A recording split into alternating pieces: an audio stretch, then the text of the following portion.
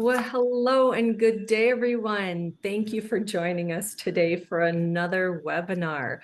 And today we are going to be talking about intermittent fasting. This is such a hot topic. It has been in recent years, and even more so today in the health field and biohacking, but also in benefits for helping different conditions, weight loss, you name it. And that's what we're going to be talking about today. And I, again, have the great pleasure to be here discussing this topic with Justin, one of our esteemed practitioners here at the DNA company, and highly regarded by the clients he works with, as well as we, his practitioners in arms. And Justin, please say hello to our group tonight. Hello, everybody, and right back at you, by the way, Dr. Laura. You get your share of good reviews as well. So it's not just about me. But yeah, today we're going to be talking about this concept, right? This feast and famine concept that our species has been engaging in for a super long time. I can't help but chuckle a little bit when people refer to intermittent fasting or time restricted eating as being kind of a fad, right? They say, "Oh, you're doing that IF thing. That's a fad." It's like, well, this has been around for a super long period of time, right? I mean, throughout sapient history, we ate and we didn't eat, right? There was always that concept. If you're not eating, you're fasting to an extent. So unless you're eating every minute of the day, you are in fact engaging in a feast or a famine cycle. And the health benefits, I would say, are pretty highly touted. And it's a great tool for a lot of stuff. You know, it can help with microbiome, it can help with hormones, it can help with autophagy, right? Which we'll talk about all of these things today. I practiced it myself for quite some time in one iteration or another. At the moment, I'm actually all the way down to just doing kind of a 12 and 12 strategy myself. I'd be curious to what you're doing these days, Dr. Laura. Well, honestly, I I have played around with different types of fasting schedules, but oftentimes I do stick with a time restricted eating.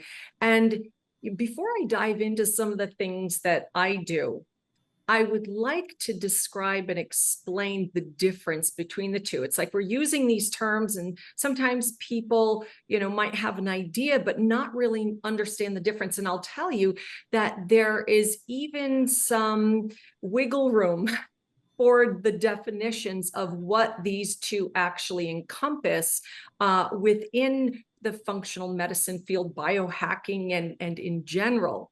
And they are very similar, I have to tell you, but there are differences more so in the focusing and how you do, kind of like two Venn diagrams that are, overlapping, but still have some areas of differences. So first, let's talk about time restricted eating. So time restricted eating is exactly what it explains. You are restricting the timing of when you're eating. And really, the time restricted eating, it focuses on that eating window. So when and what you eat.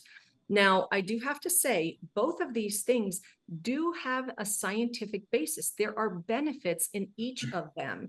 And there is research from highly regarded places like the Salk Institute, and research that's published in, peer-reviewed journals on these, types of eating or fasting styles. With the time-restricted eating, it really is flexible in the dieting. It has less focus on hormones, okay? It encourages restriction of calories oftentimes, but that doesn't always have to be the case. Actually, the Salk Institute, which I had just mentioned, did research on time-restricted eating with mice, where the two arms, what they did is they had one group where they allowed them to eat, a couple of meals during the day, but then let them, kind of graze, the rest of the time on their own, where the other arm, they only gave them food during a certain period of time.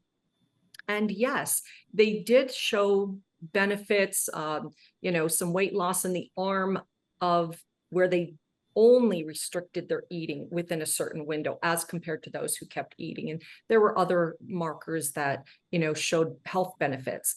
So that's scientific, background into that. But when we get into intermittent fasting, now this focuses on the fasting window rather than the eating window. There is a really big focus on hormones and hormone regulation. It leverages this longevity approach, okay? The benefits of longevity, getting into autophagy, the microbiome, cleaning up the microbiome and allowing gut rest. And this is more what we're going to be focusing on in this webinar today. And the thing with intermittent fasting, again, listen to the words. This is focused and done intermittently. It is the fasting. You generally don't want to be doing longer fasts on a regular basis, because that can end up, you can have the benefits initially, but then have some detriment later on, where it is intermittent. And we'll talk about the different types of time, because we blend in a little bit of the time restricted eating, okay? Like you were saying, the 12-12. Okay, that is restricting your eating window within that 12 hours if you are doing that on a more regular basis, as compared to, say, that you fast 1 day a week, or you do a 5-2 where you eat normally for 5 days, you fast for 2 days, but not in concession. You do like 1 day and then another 5 days or a few days within that window. Then you fast for another day. So it's generally those longer fasts that are more than 24 hours, 24, 48, getting into the longers, that where you're actually fasting. And I'll tell you that intermittent fasting, this is used as a tool versus a restriction. And the benefits when it comes to the hormones that I mentioned earlier, it elevates your hormones, and specifically this is in the European Journal of Endocrinology. They found that it increases growth hormone by 2,000%. It increased bioavailable free testosterone by 180% and increased luteinizing hormone by 67%. So, where the time restricted eating, restricting calories, doing that for a length of time, that can actually tank your hormones. So again, they're very similar, but focusing on the difference and realizing the differences. So for myself, I typically work and do like a 16-8. What that means is that I usually have about 16 hours of not eating, and then I eat within 8 hours. Sometimes I'll do a 12-12, but most of the time it ends up being a 16-8. When I travel, I fast. And, being on a plane in an airport, I don't like airport food. You never know what's in it. So to not have to worry about that, I just don't eat. I stay hydrated. That's very important. Yes, I drink black coffee. That does not break my fast. But generally, I like to fast when I travel. Yeah, well, that's what I like about fasting too, is that the versatility of it is there. If you get used to it to where it's part of your lifestyle, you can throw in a fast when life is in fact going too fast, right? When it comes to something like travel, or if you just got a crazy work day, it might just be a day to not eat for a while, right? You're going to get some positive adaptations that happen anyway. And then when the time comes to go ahead and eat, you eat. Most of us actually feel pretty good in that fasted state. And that is a primal mechanism, right? Because this really relates back to the hunter-gatherer days. And when our ancestors were engaging in, let's say, a hunt, well, they had to have good cognition and they had to have good strength and what have you in the absence of food, right? When it's time to go kill the mammoth, I want my BDNF elevated, which happens about 24 hours into a fast. I want my growth hormone and testosterone elevated so I can be aggressive and strong. So that's what a lot of that ties back to, right? We needed to be strong and cognizant in a fasted state in order to be successful as hunters and gatherers. So it's really cool what an ancient kind of mechanism a lot of this stuff plays on. Yeah, and we have to remember they didn't have grocery stores. It's not like there was food available whenever they felt like it. They didn't have refrigerators. They didn't have those things. We're talking hunters and gatherers. You had to find your food. So there was going to be times that you couldn't find any or that it was sparse. So we are genetically predisposed to be able to fast and to survive. So, I mean, you could easily, I mean, not easily, you could go 40 days, or more without food. Actually, question, what's the longest fast you've ever done? Not that long. Justin really likes his food. I've done a 48 at one point, and I'll be honest, I actually did modify it a tad with some bone broth and things. And I think we'll get into some of those hacks and the different ways to kind of do it. Full disclosure, I work out more than the daily recommended amount for longevity purposes, right? I have these conversations a lot about longevity lifestyle versus performance lifestyle. And oftentimes there's a little bit of overlap, but the further you go into the performance realm, the further I have to take a little bit from the longevity realm potentially, right? So I work out too much to be going more than 48 hours without eating. That is not a recommendation of mine. That is something that I do personally, and I've done all the biofeedback and what have you.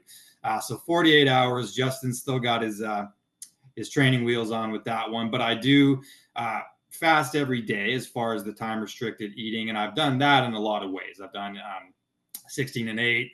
I've done 20 and 4. Right now I'm on a 12 and 12 because I'm doing a lot of boxing and burning way too many calories.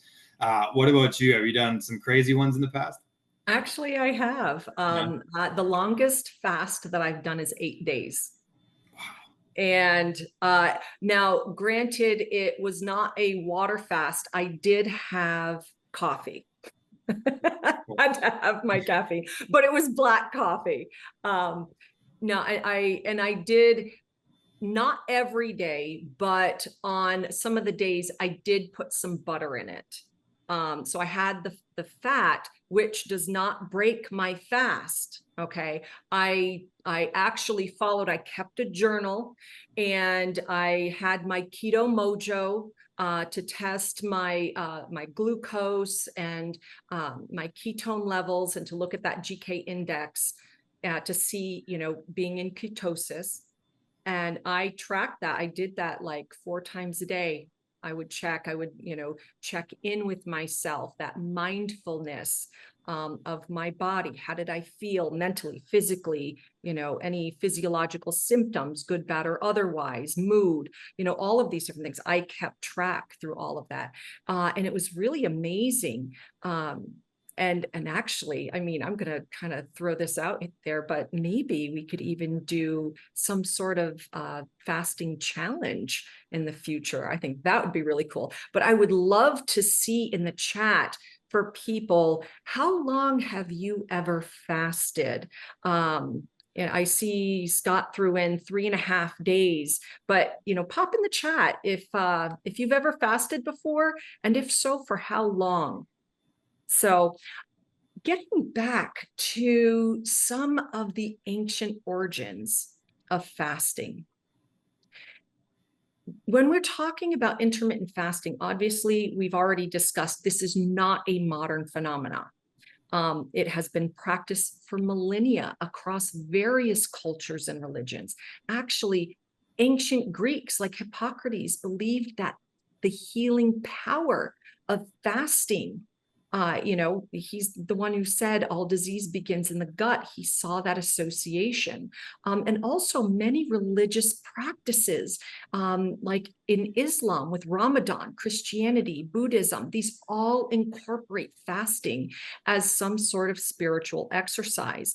I'm seeing in the chat some people, oh, Linda, 5 days. Nice. We've got Diane at 48 hours juice fast and a 34-hour water fast. Beautiful. I've got Art did a 72-hour fast, which he does generally every other week. Fantastic. And we've got some people doing Prolon, now fasting 48 hours every week. 7 days was Vincent Max. Beautiful. So you guys are not new to fasting. That's wonderful. And speaking of not being new to fasting, a lot of the 20th century developments in fasting, it really, there was a lot more exploration in fasting, more systematically for research and science. Dr. Otto Buchner, it's Buchinger. He's a German physician, and he's one of the early pioneers in the therapeutics of fasting. And he did work back in the 1920s, which focused on fasting to treat chronic illnesses. And that led to the establishment of the Buchner Wilhelmi, which is Wilhelmi clinic. These clinics, they're still in operation today, which is amazing. And, just shows the robust longevity factor of fasting and the research that people have put in. There are other researchers like Dr. Walter Longo from the University of Southern California, who popularized fasting mimicking diets. Also, someone we spoke about the other day during sleep, Dr. Sachin Panda.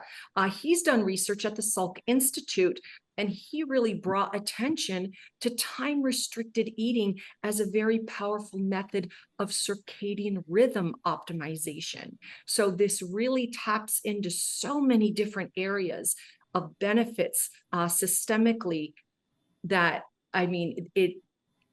it is definitely something to look into, but not something that you should dive into without your research and without speaking with your healthcare professional, because there are definitely people who should not be doing fasting or diving into this without the oversight of their doctor.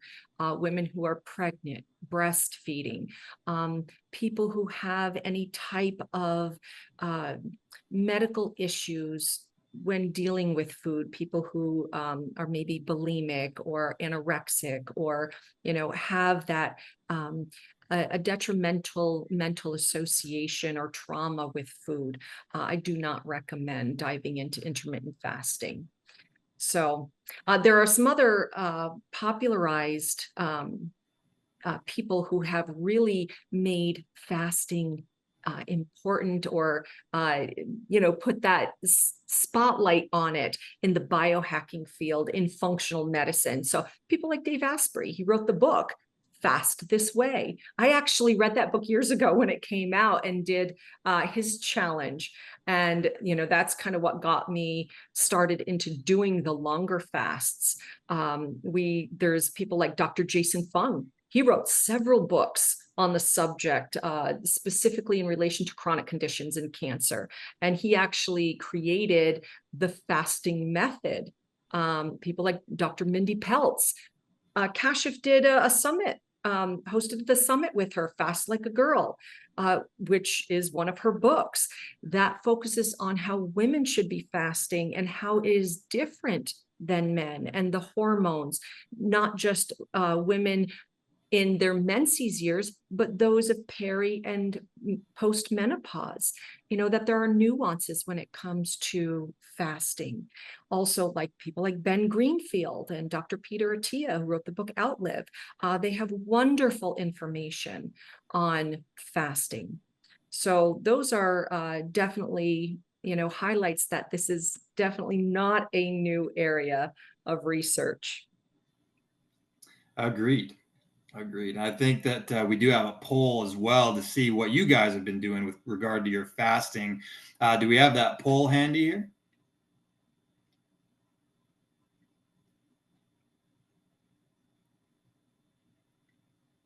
Might take a second to Can we pull have it up. our little angels in the background bring up the poll? Yeah, sorry guys, we're having a little trouble Oh, bringing it up. Here it is. there we No go. worries, there it Perfect. is. Justin, go ahead. Yeah, so we asked a few questions here just to kind of get to know your guys' experience with fasting and where you're at with it. So the first question is, have you or are you currently practicing some form of fasting? Yes, previously, yes, currently, or no. And it looks like yes, currently is almost half of you, 48%. So that's great. 39% said previously, and 13% said no. So that's interesting.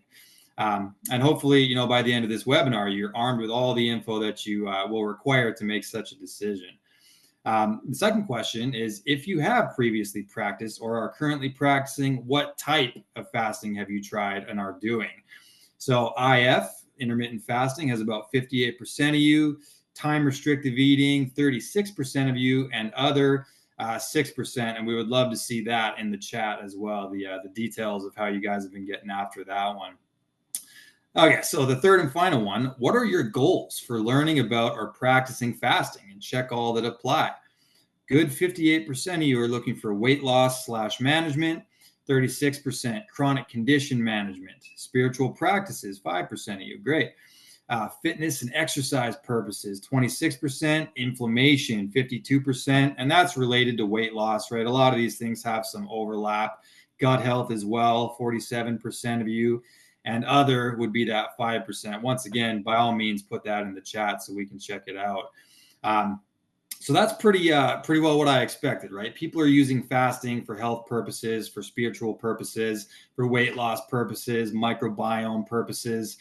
You know, I'm reminded of this concept of what we call metabolic flexibility, which is something that Dr. Varden and I have talked about. I really think that's also got some ancestral connections there as well, right? We've got this like elegant built-in system of our body to be able to use any given energy substrate, hopefully without any consequence, and just seamlessly transition from one to the next, right? And that's an ancestral, a primal thing, because our ancestors, let's say during the winter months, they would have not had a heck of a lot of carbohydrates handy, a lot of them. So they would have had to just catch an animal. And there we go. Our body's going to derive some energy from fat and protein. And then the spring comes around and they would have undoubtedly stumbled into an apple tree or something, right? And there we go. I'm going to load up on fructose and we're going to get our energy substrate from glucose for a little bit. Then there would have been periods where they weren't successful at any of the above and they would have just fasted. No intake at all. In that case, the body will start to produce ketones, right? As insulin and everything starts to kind of be subdued. And there we go. Our body can now create energy from our own fat storages, right? So that's metabolic flexibility. And I think that that's a really good goal to go after, right? Like educating your metabolism to be able to get energy from whatever given substrate we're providing at that time, and then transitioning to the next one, hopefully without any downside. So, I mean, the healthier your microbiome is, the healthier your hormones are, all these things will tie in to make sure that your body can use fat, can use glucose, can even break down protein and get glucose that way via the gluconeogenic pathways, or just don't eat and go ahead and create some ketones in the liver and your body can access body fat storages as well. So it's so interesting to me how many of these things are really ancient mechanisms that are still applying today. Oh, absolutely. And, you know, kind of taking that into the scientific research realm when we're talking about metabolic health, you know, the fact of how it improves insulin sensitivity. You know, intermittent fasting has been shown to reduce insulin resistance. You know, obviously, this is a key factor in preventing type 2 diabetes. There was a 2019 study in Cell Metabolism by Sutton and his group, which demonstrated that early time-restricted feeding improves insulin sensitivity and lowers insulin levels. And then we also talk about the weight loss. And it's really interesting because, you know, I actually do with clients, a metabolic reset where we incorporate time-restricted eating, also caloric restriction, but it is in a therapeutic time set where, you know, it's only for 6 weeks and, you know, using whole real foods, nothing processed, nothing, you know, no protein powders, it's all real food, whole food, and just doing some, herbal supplement drops. But outside of that, it's a matter of being able to level off the hormones that we talked about earlier, that it helps to reset the body, get the insulin sensitivity going, resetting that basal metabolic rate. And it is just serendipitously a byproduct that you lose the weight. Although a lot of people, that's like their first and foremost goal, where I try to shift that perspective and saying, let's get you healthy. Let's get your endocrine system in alignment. Let's get, all of these other aspects, your energy up, and do that. And let the weight loss just be a wonderful thing that happens because we're doing all of those other things. But focused on weight loss, there are numerous studies that have shown that intermittent fasting can be as effective as traditional calorie restriction for weight loss. Actually, a review that was published in Obesity Reviews in 2015 found that intermittent fasting resulted in a 3 to 8% reduction in body weight over 3 to 24 weeks. And this is kind of where, the metabolic reset program that I do, works into it. It leverages, that ability.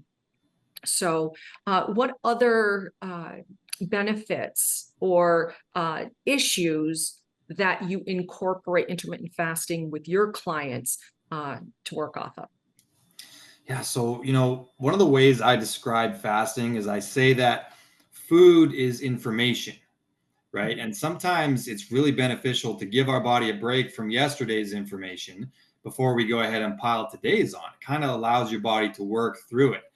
I'm reminded of this calorie equation that we bring up as well, that people talk about calories in versus calories out, and that being the predominant measurement of food intake versus energy expenditure. And on a real literal superficial sense, yes, right, we do take in a certain amount of energy and we expel a certain amount of energy. But between A and Z there's a lot of little chemical exchanges and things going on that will actually influence the outcome. So if we restrict our eating into a time period and give our body that break to work through things, so there's no junky, starches and proteins sitting around in the digestive tract, we really elevate gut health. I think that's one of the main things that I use it for. I'll share a strategy that I use as well to kind of amplify that. Is I will get people to practice time restricted eating, and then I'll actually get them to super dose themselves on digestive enzymes while they're in that fasted state, which is a cool little protocol, because when you think about the taking of a digestive enzyme, you think about taking it with your meals, which is a good idea. It's going to help you to break down your calories. But in the absence of calories, if you take a bunch of digestive enzymes, well, what are they going to do? They're going to go in and locate any of these old starches that are sitting around and possibly fermenting in there, right? Possibly creating histamines, you name it. And the enzymes are going to work through that. And then they're going to extract the micronutrients, et cetera, and actually create better nutrition for you, right? So it's a good way to kind of clear out the digestive system. So I always look at people's microbiome genes, right? Detoxification genes. And I will usually use fasting as kind of a way to amplify such a thing. Also, if you have, let's say, a really balanced hormone profile, right? Look in your hormones. If you don't make a ton of testosterone, what Dr. Laura just alluded to, at a certain point in a fast, your body creates a lot more testosterone and growth hormone. So that can be a really useful thing, even for just elevating these positive hormone signals. I'll use it for the autophagy now and again as well. It's just that doesn't kick in until I believe 16 hours is when it kind of starts, right? So I wouldn't jump right into a longer fast without some strategizing surrounding that. But if you do have a pretty serious health condition going on, just knowing that we can actually recycle your cells at a faster rate could have some downstream effects of actually improving even, cancer outcomes and these different things. That's not me giving you official advice. I'm just saying this is what the research suggests.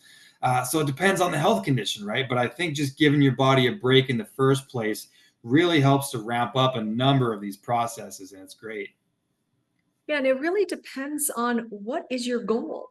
Yeah. To determine the type of fast that you want to do. Well, what is your goal?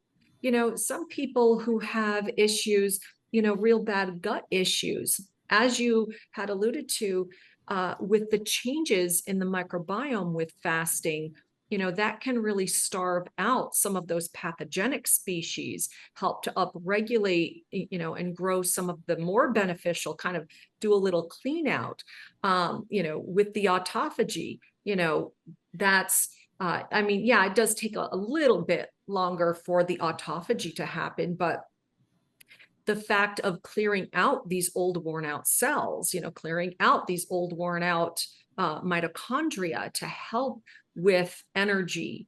So there are different nuances with different types of fasting, that we can touch on in a little bit in this webinar, that really can dictate and focus for a particular result. Like we were talking about autophagy, well, that gets into longevity and cellular health. And fasting, like we said, fasting triggers autophagy. Now, some of you, what is autophagy? Autophagy is that process where the cells break down and remove dysfunctional components. So that, if you have these zombie type cells, they're hanging around using up the food, but they're not really helping and doing anything, that can really, increase aging. It slows down the body. You don't have as much energy. So by removing them, that can help slow the aging process, and it helps reduce the risk of diseases like Alzheimer's. There was actually a seminal study in Nature by Levine and group in 2014, and it highlighted how fasting induces autophagy and contributes to that improved health span. When we get into the longevity genes, research by someone I mentioned earlier, Dr. Walter Longo, he suggests that intermittent fasting can activate longevity genes like your SIRT1, your sirtuins, okay, and mTOR, and these can extend lifespan and reduce age-related diseases. So, there are so many different things, and we could even dive deeper into these specific things, maybe, in a podcast or in another webinar. But these are really important. When you are looking at better health, better energy, let's take out the trash. Let's, clean up and have some fresh new, and fasting is a fantastic tool in which to do that. So what other benefits or specific recommendations do you usually deal with your clients? I'll say that one of the main things, like when we get into this topic with clients, is I always recommend being aware that fasting is kind of a balancing act if you're going to do it, especially in a time restricted way, where it's like every day we're going to condense your eating into this, if it's a 4-hour eating window and they're going to do that every day, I do have to remind them that there does come a point when the body needs nutrients, right? We don't want to overdo any hormetic stress. This is a hormetic stress, just like exercise, just like cold exposure or anything else. So that being said, it is stressful for the body to overfast, and it can take you a little bit to kind of get into it. So once that eating window starts, we want to make sure that you're getting enough protein. We want to make sure that you're getting enough micronutrients, and we don't want to give our body these scarcity signals for too long. So it's about giving your body a break, but it's not about convincing your body that we're not eating because there's just no food, man. I don't know what to tell you. There's none left, and we are never going to eat again, right? We don't want that apocalyptic, signaling going into our body, and it's going to really change our chemistry in a negative way, become a little bit too cortisol dominant, because at a certain point, hormetic stress turns from eustress, which we've talked about, into distress, right? So when I work with clients, I say, let's find that window, right? Let's make it make sense. What time of day are you exercising? What time of day are you going to go to bed? So let's find where that first meal and that last meal should be. And then we just don't eat for the rest of the time. I always say hydration is going to be extra important when we're fasting, unless you're, for whatever reason, not drinking water either, because your insulin is going to be really neutral, right? Which is a good thing. That's where a lot of the weight loss comes from. But insulin also has some positive effects as far as signaling the kidneys to store electrolytes, right? So you can end up, same with if you do like a really strict keto diet for too long, you might end up deficient in minerals pretty quickly, and that can lend itself to, heart palpitations, muscle cramps, brain fog, lots of stuff. So we discover the window first, and then we discover the best case scenario. In Canada, we say the best case Ontario. That way, we can make sure that there's no downsides either to how we do it. They're usually going to start feeling better right off the bat. Just lose a little bit of that water weight, right? The scale normally comes down within the first 16 hours of doing it. The BDNF, right, will start to amplify at a certain point as well. And that's great. Extra cognition is always enjoyable for all of us. But that's it. It's about a personalization.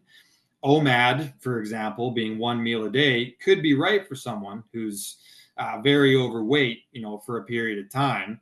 But an athlete training twice a day, I don't recommend doing OMAD. You're probably going to be lacking something at some point.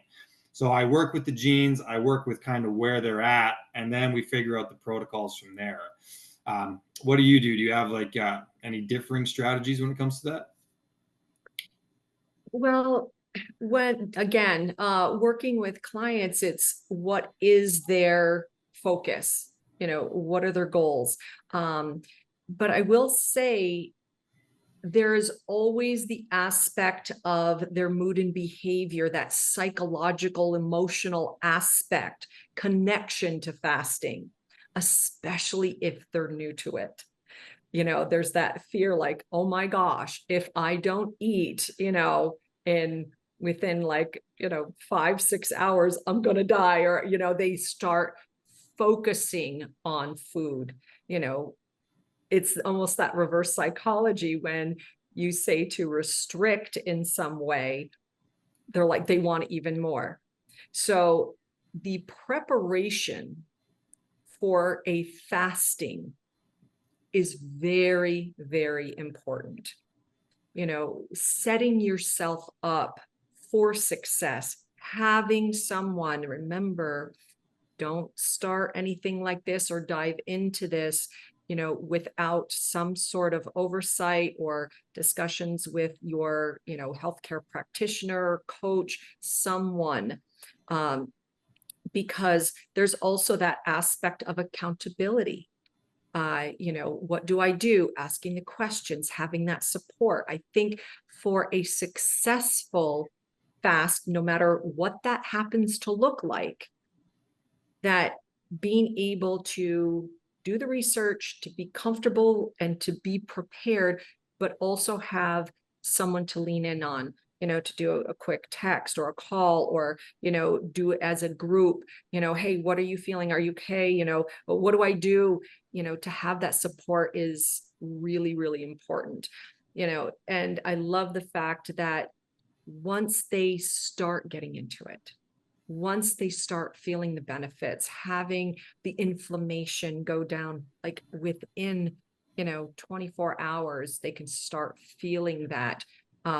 Actually, interesting thing is that works into the cardiovascular health, because there is that reduction in inflammation. I mean, there are studies, there was a study done in nutrition research in 2015 that found that intermittent fasting reduces CRP levels, that's C-reactive protein, which is a systemic inflammation marker. It lowered that up to 30% in healthy individuals. That just happened to be that one study. There are several others that look at this, and how it can affect inflammation. Again, with cardiovascular health, cholesterol levels. I mean, a lot of people deal with, higher cholesterol levels, especially when they're ApoE, happens to be off. They might have a ApoE4 in their genetic profile, or, dealing with other cardiovascular profile genes, that are not the best. I don't have the best. And I actually use fasting to help with this. But that intermittent fasting can actually improve lipid profiles by lowering LDL cholesterol, triglycerides. And that was actually observed in a 2016 study that was published in Obesity. So, there's the science behind that. Let's see. Let's talk about some chronic conditions.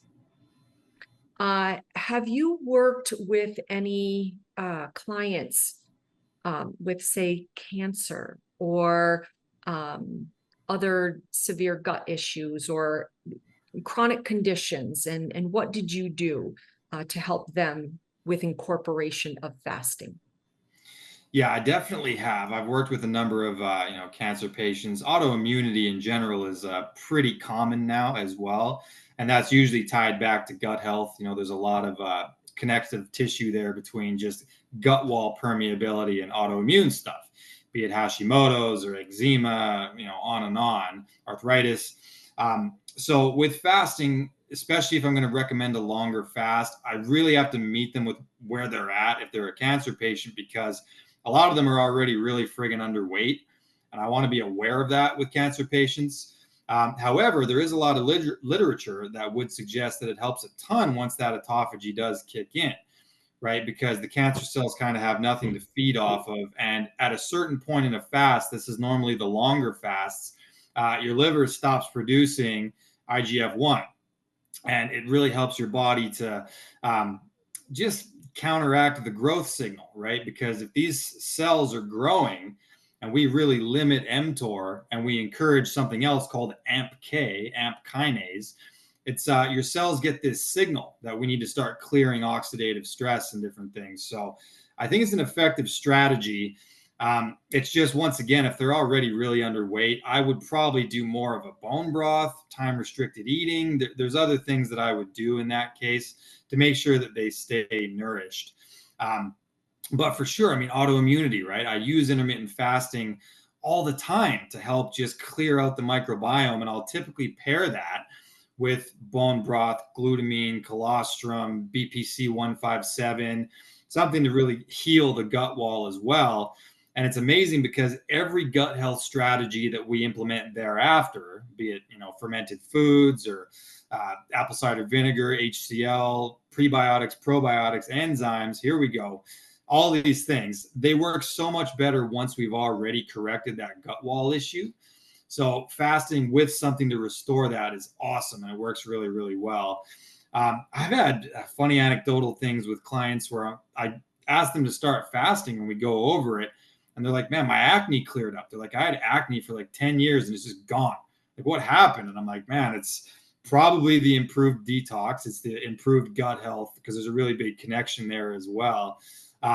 So almost all health conditions, really, I think that it has a benefit, right? As far as clearing out the microbiome and elevating positive hormones. I've had guys that had libido issues, and we started doing intermittent fasting of some kind, and it helped them, as long as we do it right. And that's a really important asterisk there.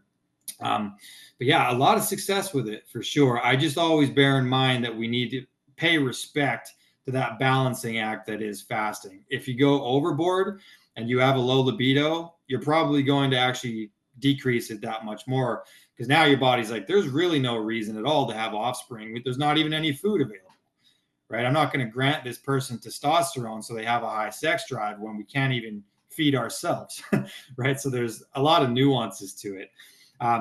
What about you? Any kind of success stories when it comes to intermittent fasting or time restricted eating?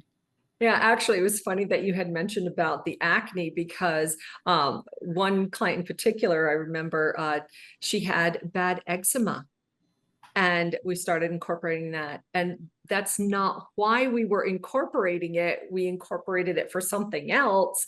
And she's like, oh my gosh, my eczema is like cleared up. It's so much better. But these are very typical things that, we are looking at enhancing the body, really leveraging the hormones, the endocrine system, the benefits of autophagy, the cleaning up of the body. This is a root cause, aspect that we're cleaning up the soil that further, down or up the tree into the branches, it's fixing these different problems.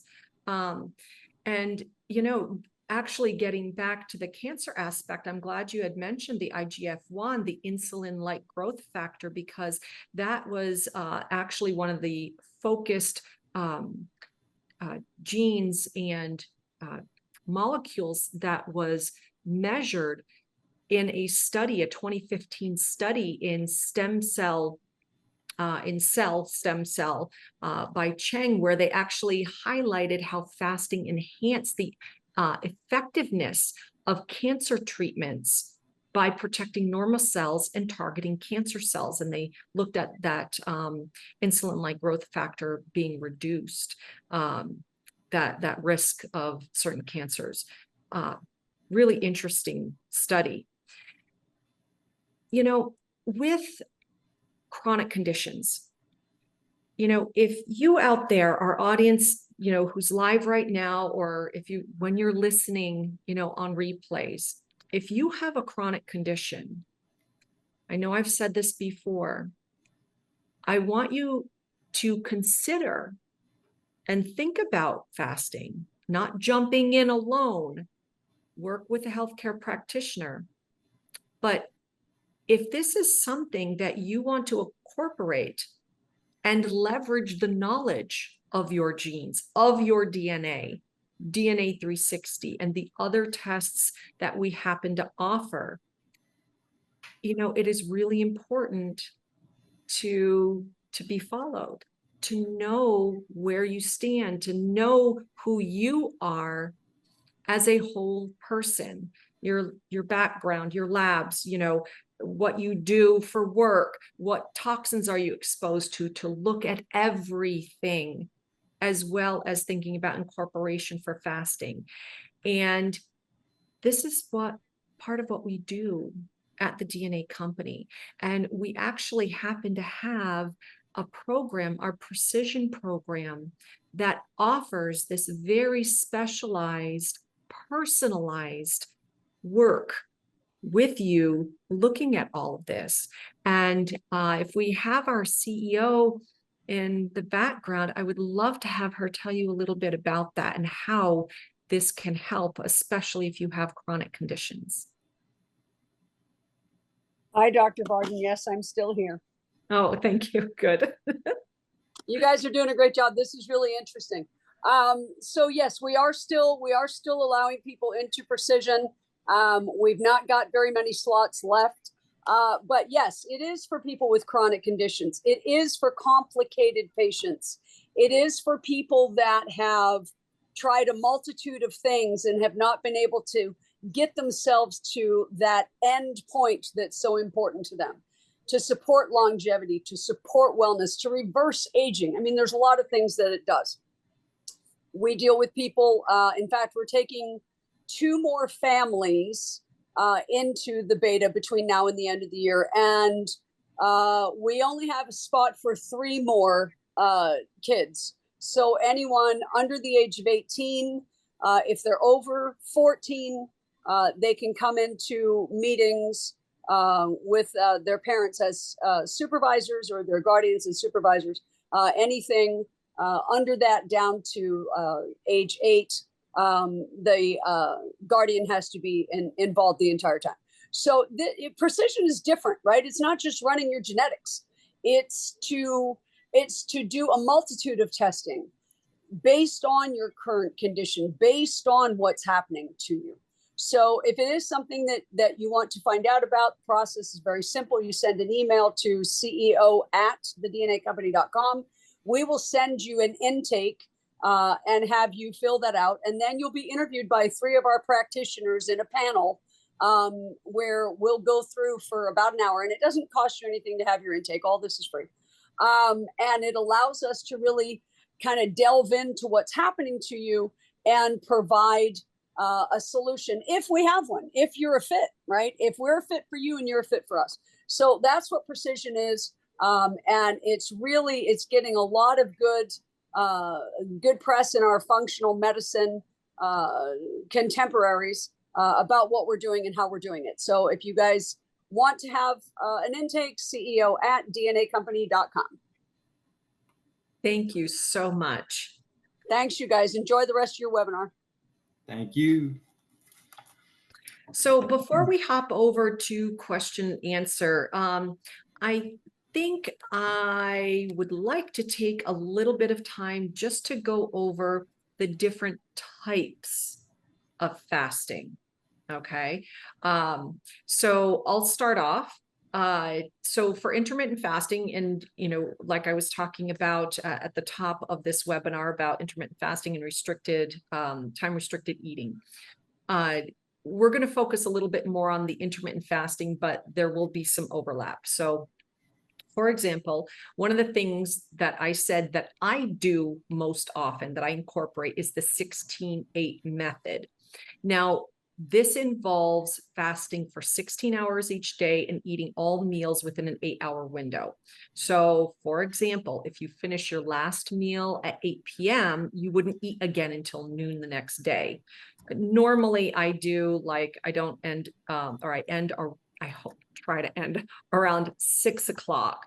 And, I may have my first meal at 10 or sometimes even a little bit later. But so really that's one of the most common forms of intermittent fasting. And really the shift when you're doing like a 12-12, that's 12 hours fasting, 12-hour eating window. If you do an 18-6, that condenses that window even more. OMAD, 1 meal a day, that condenses just for that one meal, but that one meal could last like an hour, okay, or 2 hours. But you only have that one meal. So that's, working more into where the time restricted eating and the intermittent fasting overlap.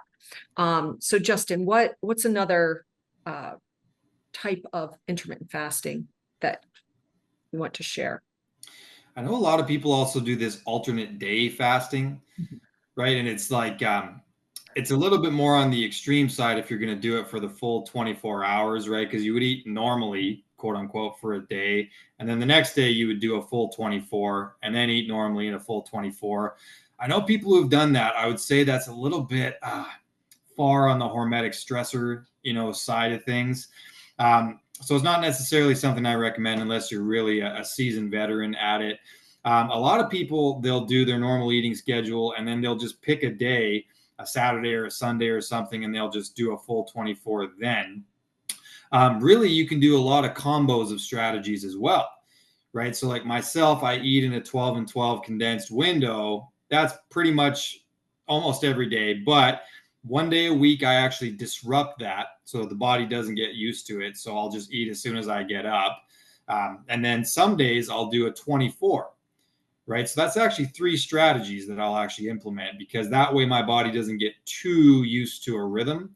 I don't think our ancestors would have done that as far as like they didn't have a watch and be like, it's time to feed and now it's time to do it. Like you would kind of just do it when it came up for them. So I try not to be on too much of a rhythm with it, but alternate day fasting, time restricted eating, or those longer fasts, really like longer than a 72-hour fast. You can do it, but that's going to be something that you want to be somewhat monitored with, I would say. But for people who have these real chronic conditions like we talked about, that's where it would come into play because you're going to get into a deeper state of ketosis, right? Your body's really going to be operating on ketones. There's no glucose intake.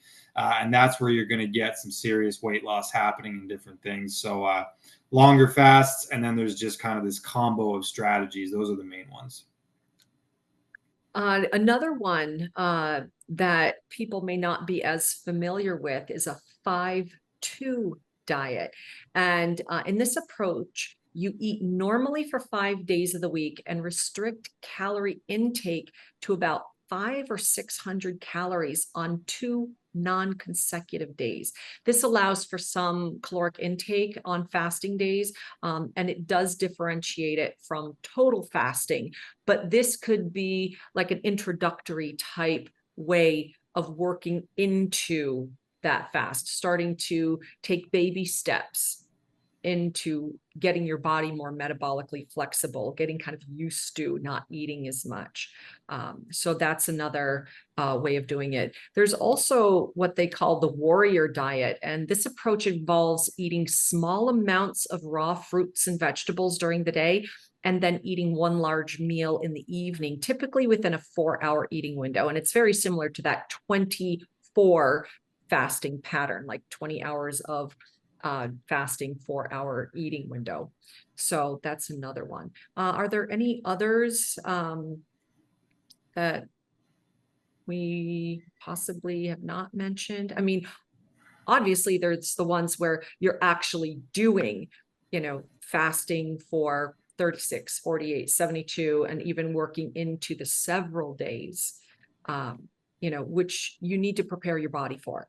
I will tell you, when I had done the 8-day fast, I made sure that I didn't have anything major going on, that I could actually focus on that. I mean, I had daily, things, but it's not like I had, a major exam or, that I had to, have some big event or anything like that, because it is stress on the body. You want to have it where it's a bit more laid back during that time period.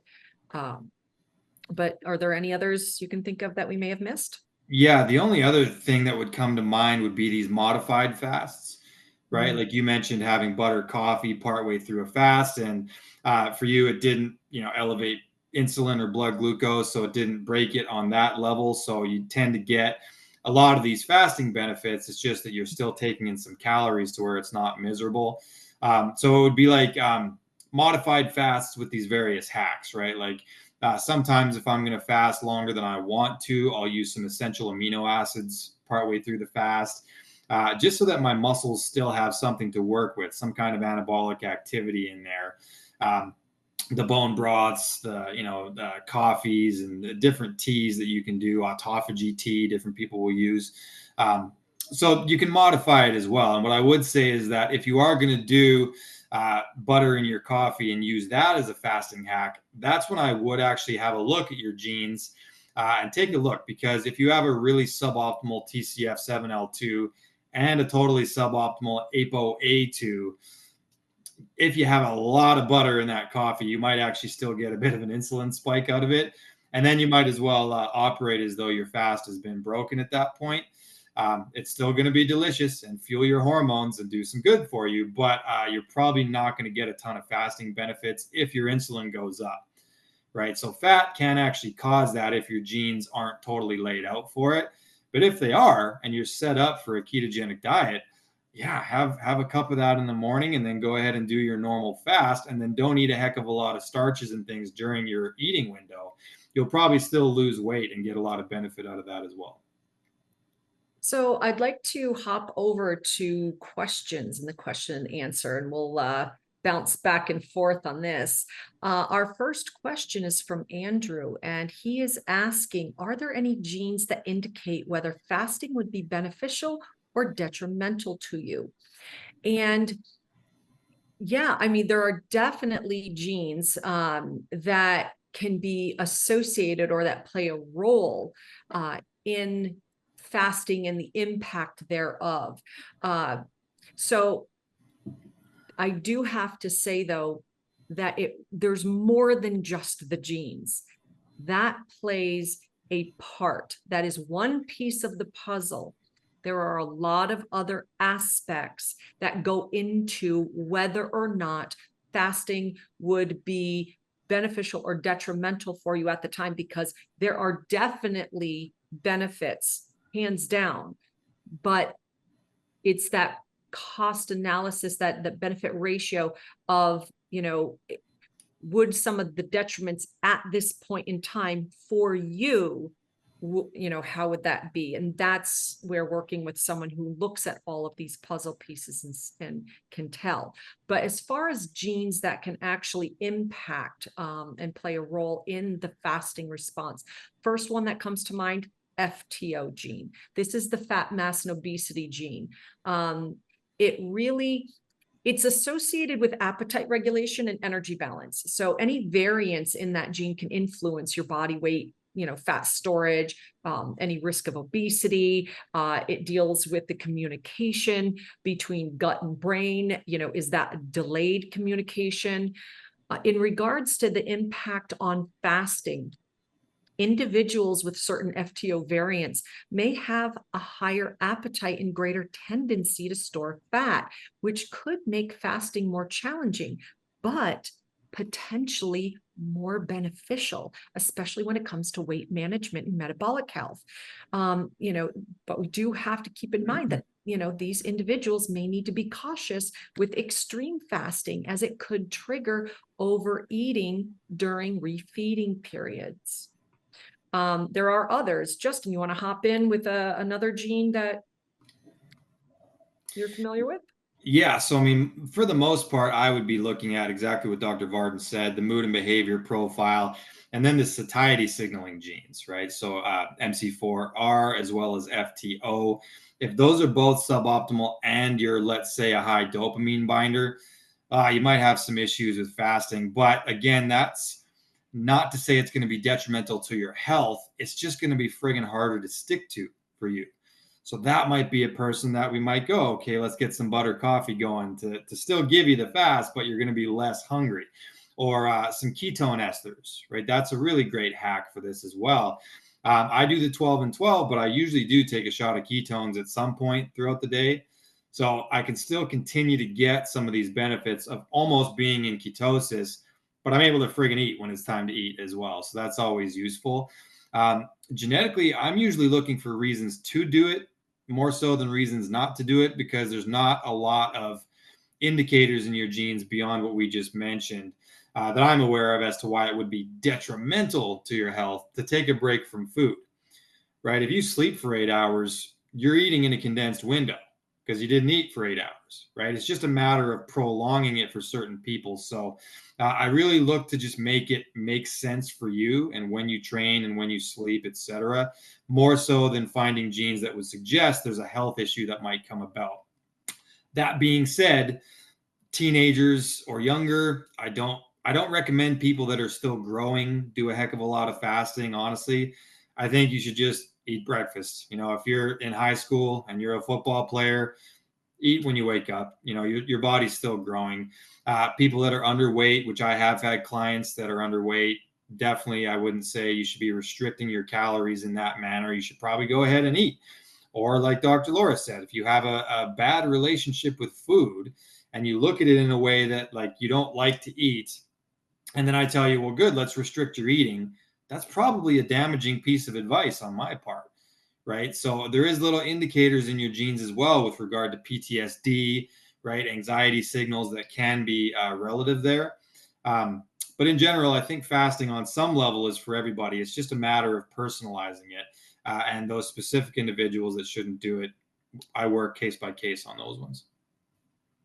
Yeah, I want to highlight a couple of the other genes, that you had mentioned, because you said about the mood and behavior, but specifically, and we've said this earlier, the benefits, BDNF, brain-derived neurotrophic factor. Okay, this is involved in brain health, neuroplasticity, cognitive functioning. It is influenced by factors like exercise, fasting, caloric intake. So that really plays a part in fasting. There's also, there are some that we don't report on, but I had mentioned earlier, like the sirtuin 1. That's a key regulator in cellular aging, inflammation, metabolism. So that responds, or a person, for that particular variant that they may have in their SIRT1 gene can affect how they respond to fasting in terms of longevity and metabolic health. There are other ones. One we do report on, MTHFR. Okay, this is involved in the methylation process. Very important for DNA repair, detoxification, neurotransmitter production, and variants in the MTHFR gene can influence how well the body detoxifies and manages oxidative stress during fasting. So, when you consider that, individuals with certain MTHR variants, they may benefit from fasting due to enhanced detoxification and improved methylation, but they may be sensitive to nutrient deficiencies during prolonged fasting, specifically in folate, which is B9, and B12, which is cobalamin, and other B vitamins. So these are other ones that would be impacted. There's also the clock gene that I had mentioned earlier about circadian rhythm and the work that Dr. Sachin Panda has done. So all of those are part of it, and there are others. So let's see. Next question. This is from Ann Stevenson. And she's asking, do we know about the different layers of bacteria that are fed at each of these fasting states after 16 hours after more? Excuse me. That's a great question. I know that obviously fasting impacts gut biome. In alternating the composition and the activity of different bacterial communities. And as fasting progresses, these different layers of bacteria are affected due to the changing availability of nutrients in the environment in the gut. I would say, let's see, after about 12 to 16 hours of fasting, by this stage, those easily digestible carbohydrates and proteins from your last meal, they've been mostly absorbed. The small intestine, that's largely absorbed, in these processes. This will lead to the reduction of nutrients. So any of the bacteria that like the carbohydrate fermenting bacteria. So this would be your Bacteroides, Firmicutes, okay? They primarily ferment simple carbohydrates. They begin to experience a decrease due to a decrease in that available substrate. So their activity can decline. I'm trying to think.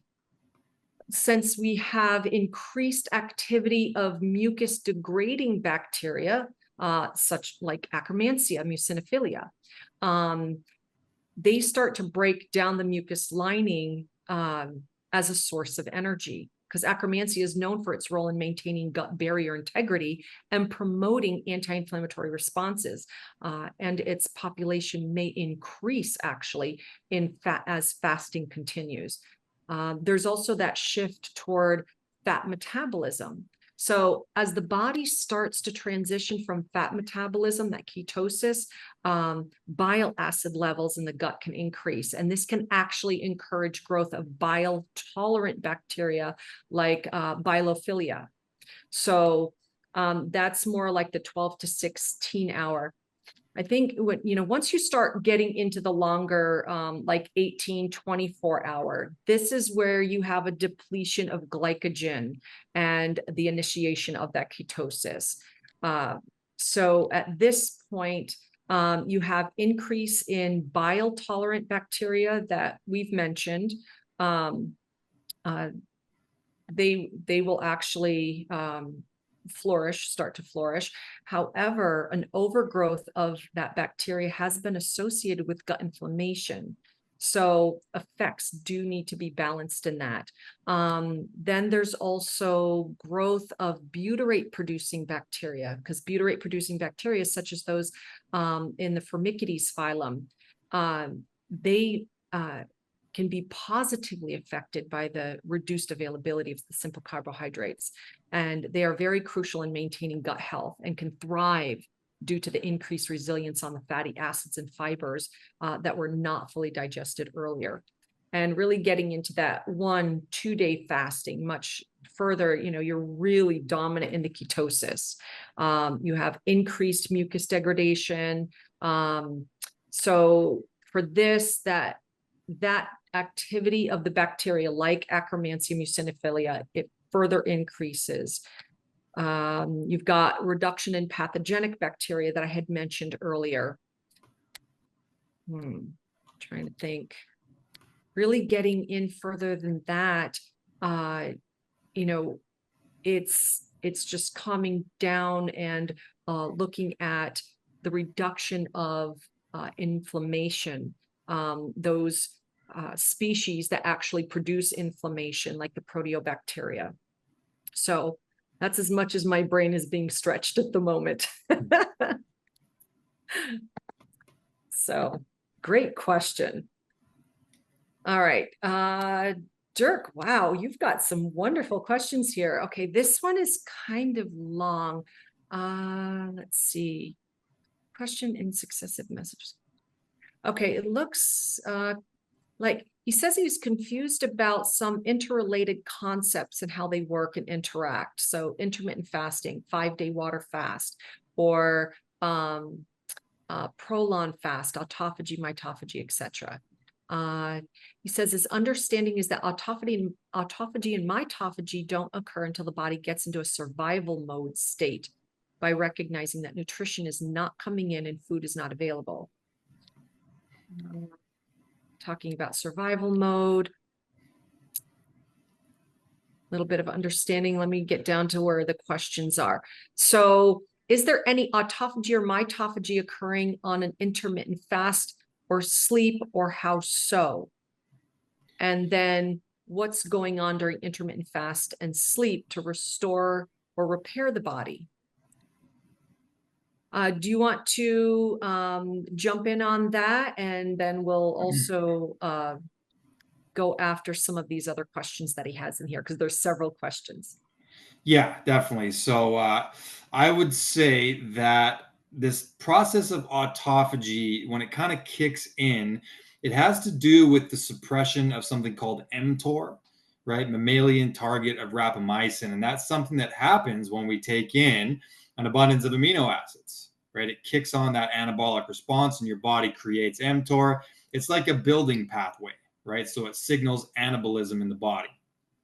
When we don't eat for a period of time, mTOR starts to become suppressed. And that actually starts happening within like a 16 to 24 hour period. So it kind of depends on what your window is going to look like with that. But when mTOR becomes suppressed, that's when the one that I mentioned earlier in the call, AMP kinase, starts to get kicked on. So AMP kinase will actually help to kick off the autophagy process. So you're going to get a little bit of it if you're doing that kind of just restrictive eating, but you have to get to at least that 16-hour mark. You're probably going to get more autophagy if you go a little bit further than that and do an actual intermittent fasting protocol, be it once a week or whatever, do a full 24. That's what's going to give you more autophagy. Also, if you do any kind of a modification to your fast, like let's say you do the butter coffee, it's going to have an impact, unfortunately, on that process. It's tougher to get into the autophagy if you took anything in, like a bone broth or essential amino acids, anything that might trigger a little bit of that mTOR. So, you know, to be honest here, I would say, Dirk, you would do well in one of our programs, right? Just because there's a few different kind of moving parts to how this whole thing works. But in general, if you make it to that 16 hours, you're going to get a little bit of autophagy, and it has to do with the suppression of that mTOR. From there, the more that AMP kinase kicks in, right, 24 hours, 36 hours, now we're working into a lot of that autophagy. And it's not so much that your body has to be in that survival mode. It's more that we've suppressed anabolic processes in the body and we've got more into that AMP kinase pathway. You have anything to add to that, Dr. Laura? Because it's kind of a layered question. Yeah, it really is. And I would say, obviously, you've done a wonderful job explaining that. That I really would pro-offer Dirk to look into one of our programs so we could really dive deep, because there are differing layers on this. You know, and because he also mentioned, you know, does hydrogen water help during a fast? Do, you know, some of these other things? Yeah, we want to help support the body to clear these a reactive oxygen species, you know, these metabolic waste products that our cells are, you know, getting rid of, you know, so any type of support to your body to help rid those things would definitely be beneficial. I'm going to jump down because I saw a question we can answer actually pretty quickly by Art. He asks, what is the GK index? Yes, I mentioned this earlier because I use a Keto Mojo. And GK index, what it is, the G is for glucose, K is for ketones. And your GKI, ketone, glucose ketone index, it's actually a number that provides a snapshot of the relationship between your glucose and ketone levels. It helps you to determine how deep into ketosis you are. And ketosis is that metabolic state in which your body turns to ketones from fat as its primary fuel source rather than carbs and sugar, the glucose. So that's what that is. All right, so let's go to another question. And we have from Carol, does it matter how old you are, the amount of time you fast versus eating? Justin. Yeah, so I recall reading a study. I'm blanking on who it was actually from, where they talked about premenopausal women, which is everybody, every female up to menopause is premenopause, and postmenopause. And it suggested that premenopausal women probably shouldn't be doing a lot of these prolonged fasts really frequently, because it can mess with different things, ovulation and what have you, if you're overdoing it, I'm saying. But then as you get older and you get more into perimenopause and then postmenopause, intermittent fasting actually is a great strategy for maintaining weight. We don't have to worry so much about estrogen hormones, these different things. You can actually really just get some weight loss benefits out of it as well, because your metabolism just naturally slows down as you age. So I'm a fan of fasting well into old age, so long as you're not underweight. I think that it's useful there. Prior to that, if you're too young, like I mentioned, I don't really recommend doing a lot of fasting because you're still in this growth process, right? So we want to actually trigger mTOR to an extent with a lot of younger people. And then as you age, we can start dabbling more and doing the, like I mentioned, feast famine cycle. So I think that as you get older, you can actually do a little bit more fasting without as many hormonal consequences. But it's also case by case, right? If you're underweight, bad relationship with food, etc., I would do it on a very individual basis. But in general, I think that into aging, you can go ahead and fast and experience more upsides than downsides. Do you have a different opinion on that one, Dr. Laura?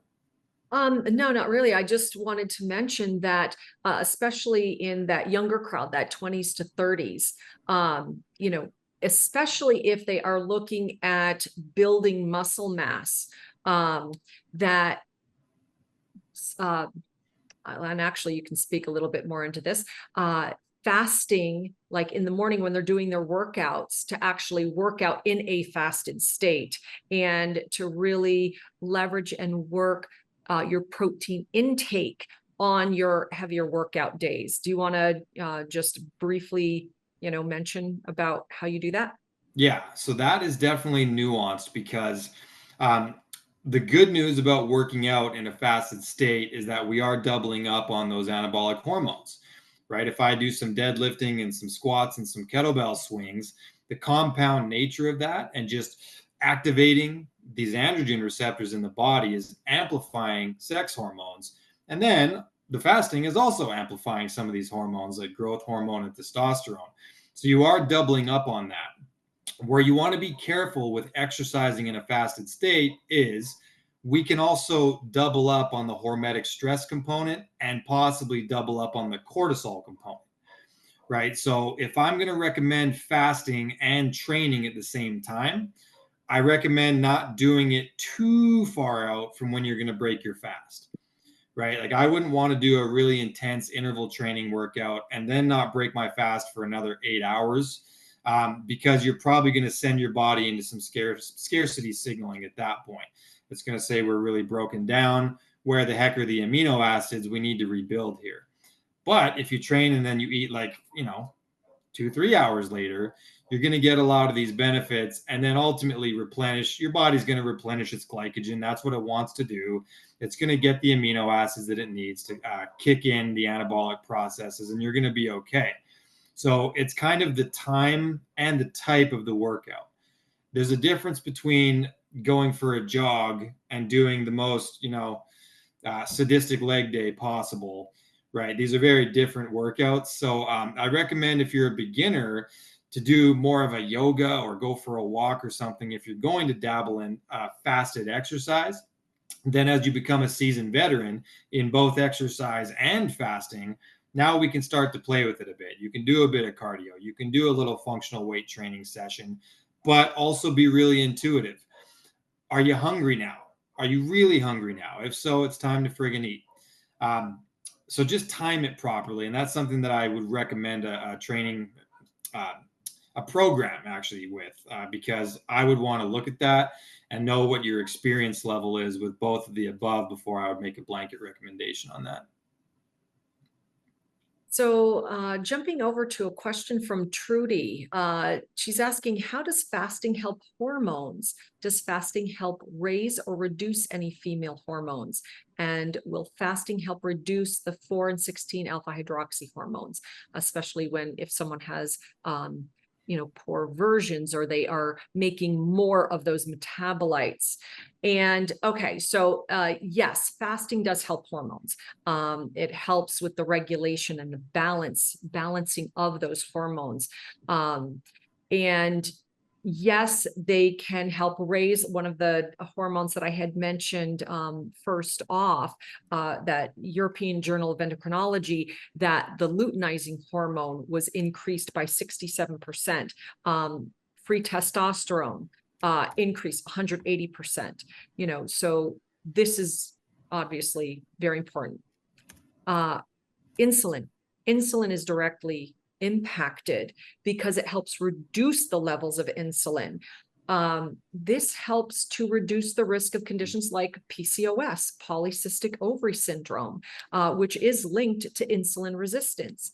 Estrogen levels. Now, short-term fasting may not significantly affect estrogen levels, but prolonged fasting or calorie restriction can actually lead to reduced estrogen production due to decreased body fat and energy availability.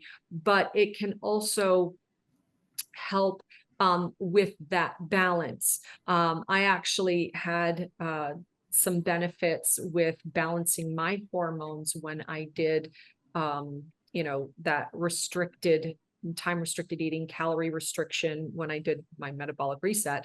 And I ended up dropping like 24 pounds and just, felt a bit better. And this is before I got on hormone replacement therapy. I have since gotten on that and have found great benefits with that, but that's another discussion. So other things, progesterone, that can, you do have to have adequate intake for proper progesterone production.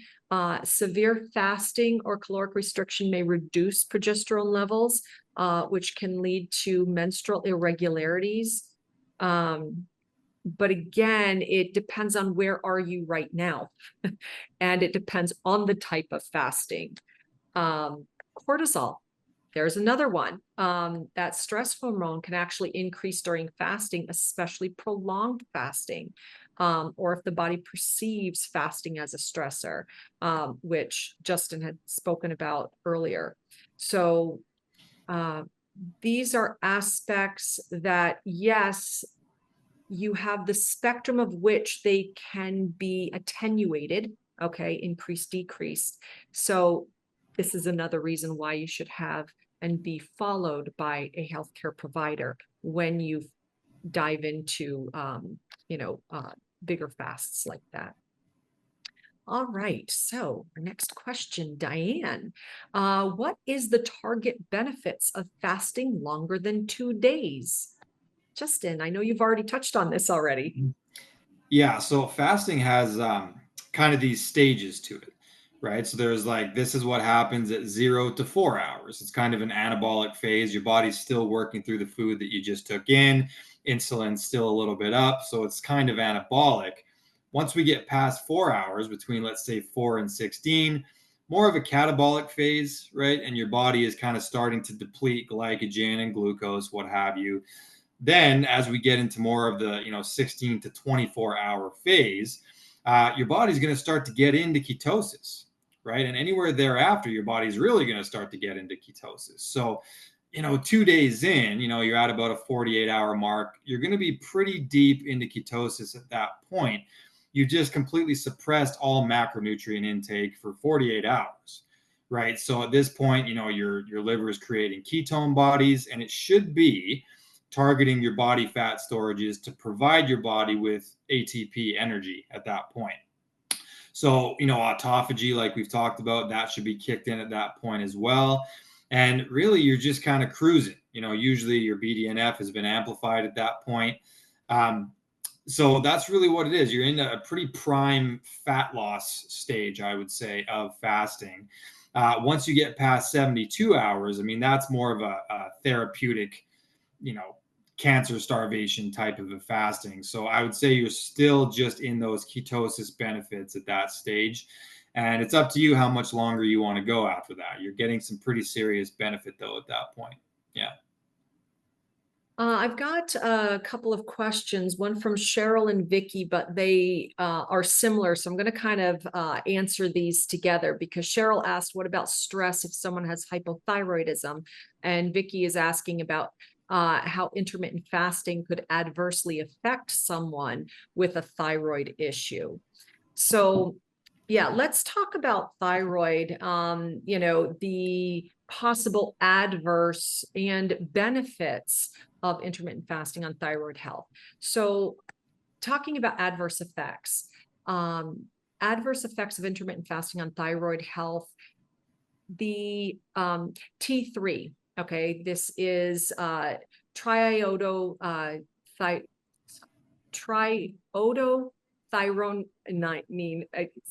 T3.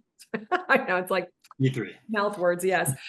It reduces T3 levels. So prolonged fasting or very restrictive fasting patterns can lead to a reduction in that active thyroid hormone, T3. The body may lower T3 production as a protective mechanism to conserve energy during periods of reduced calorie intake. Remember, the thyroid is your main metabolism. It manages the metabolism in your body. Okay. It can increase reverse T3. So in some cases, that inactive form of the thyroid, the reverse T3 instead of the active T3 form, that can actually be, affected, particularly in that fasting period. So high levels of reverse T3 can slow metabolism and mimic symptoms of hypothyroidism, which can include things like fatigue, weight gain, cold intolerance. Let's see. There's, Justin has talked about that chronic stress response. Okay. So when you are adding in any other combined stressors, physical or emotional stress, that can increase cortisol levels. Elevated cortisol can inhibit thyroid function by reducing that conversion of T4, the inactive thyroid hormone, to T3, the active thyroid hormone, and by increasing reverse T3 production. So let's see. That's a lot of adverse stuff. Let's talk about benefits. For benefits, it can improve insulin sensitivity. Remember that intermittent fasting reduces inflammation, improves the sensitivity of the insulin, supports the weight management.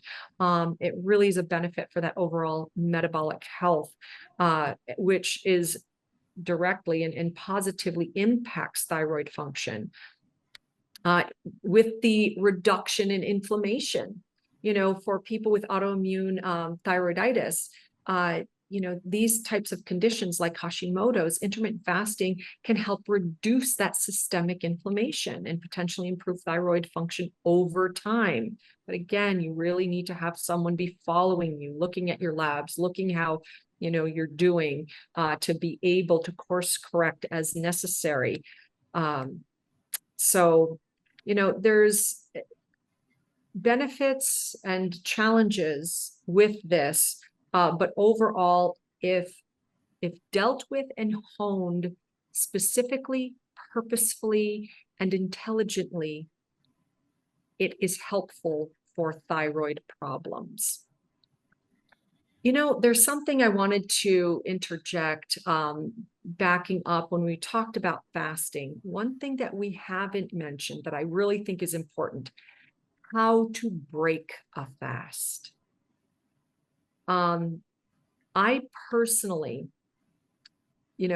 especially on longer fasts, 24, 36, 72 or longer, you want to be easy on your stomach. You don't want the first thing you're putting in your stomach to be a salad. That actually lands very hard and can cause a lot of, gas, bloating, and gastric distress.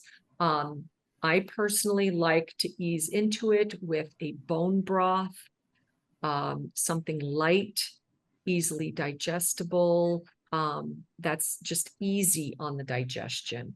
Justin, do you want to talk a little bit into how to correctly break a fast? Yes, and it's important to note here that this depends on what kind of fast you did, right, and how long it was, and what your goal with the fast was. If you're just doing a condensed eating window, you could probably eat a fairly normal breakfast. Like I do a 12 and 12. I don't really have to do anything super duper special here in order to break my fast. I can break my fast with what I would normally eat anyways, eggs and some friggin' fruit and good to go. I think if you've done, anything longer than a 24, it's exactly what Dr. Laura said. You're going to have to really be aware that we don't want to take in a gigantic meal right now, because even the size of your stomach kind of gets a little bit smaller just from the lack of intake. So you're probably not going to feel very good if you do that. I would recommend a little bit of hydration, right? Get a little bit of minerals in. Maybe take a little shot of apple cider vinegar or something to boost the stomach acid back up a little bit. Some people that might cause GI upset. So just know if you can do that or not. I would favor a small amount of protein, like a pretty well-rounded meal. Maybe a little bit of vegetables, a little bit of starches in there is perfectly fine. But don't go too heavy. Don't make it a really calorie dense meal, because your body's not going to react very well to it. So I would say keep it whole foods as well, obviously, and don't do a large dose of starches either. Your blood sugar has been so suppressed that if you really spike it on purpose, an hour later, you're probably not going to feel very good, right? So a good, just well-rounded, let's call it organic paleo meal, that's probably your best bet. And quickly, I did want to mention something about, just because we had 2 thyroid questions in a row there, there's a lot of nuances to that, right? Because your gut does play a role in the converting of T4 into T3. So does your liver, right? So if you have, let's say, Hashimoto's, and it is likely autoimmune related, over time, doing fasting in a proper way can upregulate microbiome function and improve it.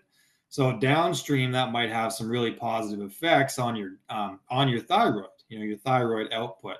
So just be aware of that. But it's a balancing act, because as Dr. Laura mentioned, if we have too much reverse T3, they can kind of take up the thyroid receptor sites, and that means the active T3 can no longer bind to them. So you're going to end up with less useful T3 because of that. So just know that there's going to be some benefit and some downside, but that's where I would recommend a program as well, because we could actually figure out the proper way to do that if you're struggling with your thyroid. And on that note, I would like to say thank you, everyone, for being here, for joining us in this webinar. I hope you took away some great information that you will seriously consider and look into doing your homework on fasting, the benefits thereof, but working with a practitioner to help you walk through this. Justin, you're always such a joy to work with, a wealth of information. I appreciate you, and I appreciate our angels in the background, but especially our audience. Thank you for being here. We wouldn't be here without you. So until then, Until next week, when we've got more wonderful webinars coming up, I bid you adieu and have a fantastic weekend. Thanks, everybody. Have a good night, Dr. Laura. See everybody next week.